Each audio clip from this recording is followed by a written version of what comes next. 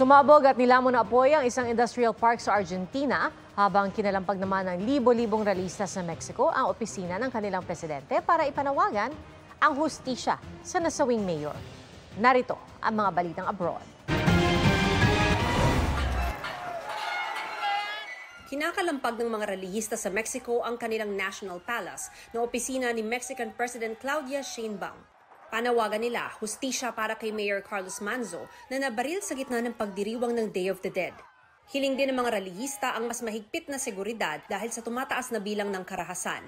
Sa gitna ng kanilang protesta, tumaas ang tensyon ng arestuhin ng mga pulis ang ilang nagrarally. Ginamitan ng mga pulis ng tear gas at smoke bomb sa mga relihista nang pilit nilang sirain ang metal barrier ng National Palace.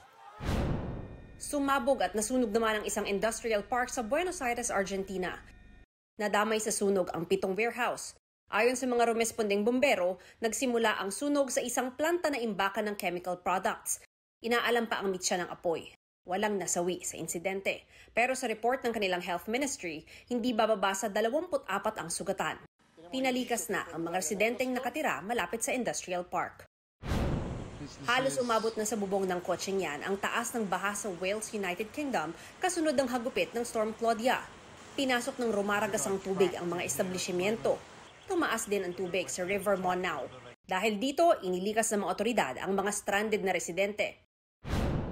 Sa Peru, pinigyang karangalan si Pope Leo XIV.